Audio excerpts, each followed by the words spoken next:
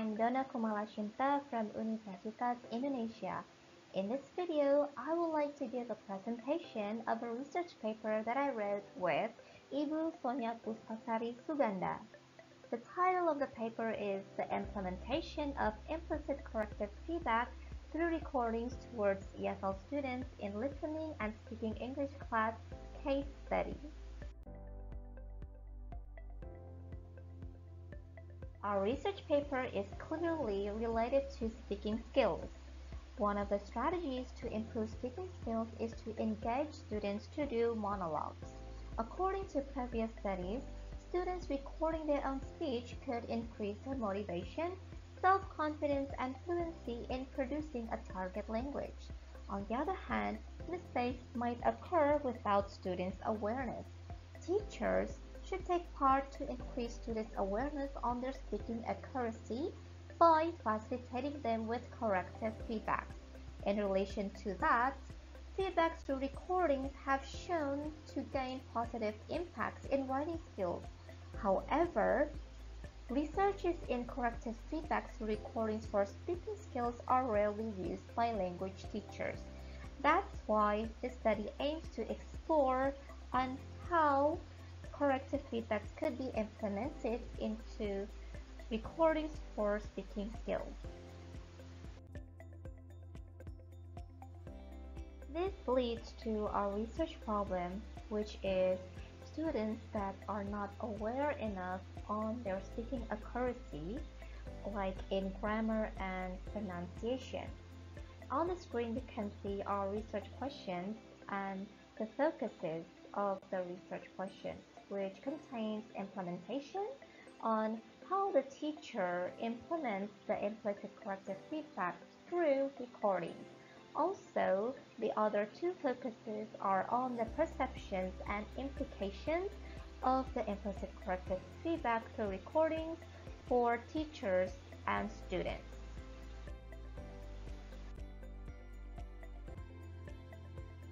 Our research employed a case study method in a listening and speaking English class with an English teacher and her 23 EFL students, ranging from the age of 18 to 20 years old. This research took around 3 months or 16 meetings, which was started in March year 2020. In this research paper, we decided to use the implicit corrective feedback that are classified into the types of giving prompts, consisting of the repetition and clarification request type, because previous studies had shown that these corrections with these types of feedbacks could remain longer in the student's memory. Here you can see in the screen are the examples of how the implicit corrective feedbacks are given. The teacher used a software named Screencast-O-Matic to give her feedbacks with the following steps as you can see on the screen. Screencast-O-Matic is a software that has two features, screencasting and video editing. In this research, the feature being used was the video editing with a free version.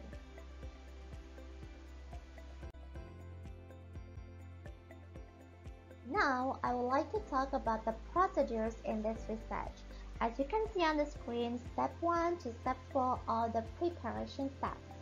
The researcher did an initial interview with the teacher to know about her experiences in giving feedbacks for students' speaking skills. Then there are 2 training sessions.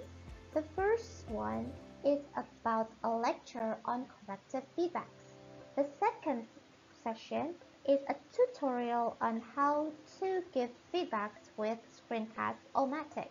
Examples were taken from students' monologue video, which were already uploaded in YouTube. So, to do this research, the students were asked to do a monologue recording 2 times, and the teacher would be giving them feedback through Screencast-O-Matic, only implicit corrective feedback. And after that, there will be a survey and interview to know the students and teachers' perceptions on how the implementation of implicit corrective feedback through recordings were given. The next step was the data analysis.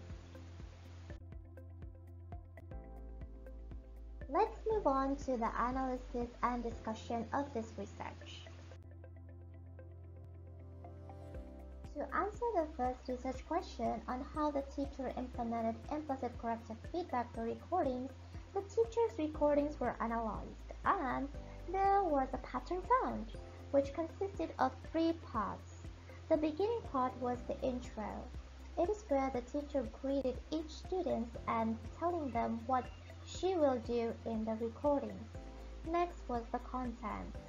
The teacher then played the student's monologue, and in the first recording, she stopped and gave implicit corrective feedback every time there was a mistake, and it was repeated in the end of the student's monologue. However, in the second recording, or the second student monologue, the teacher only gave implicit corrective feedback after the student's monologue. And the last part is the closing. It is where the teacher gives kind of a motivation so that the students will be willing to find corrections to the highlighted mistakes.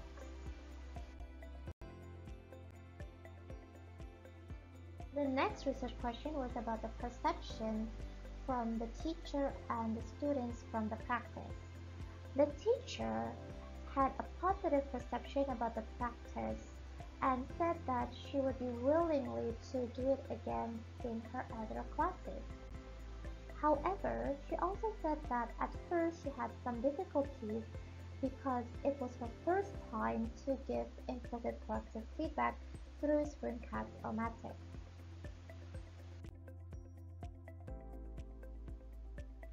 Meanwhile, from the questionnaires that were distributed to the students, it was proved that mostly the students also had positive perceptions on the practice, as you can see through the charts.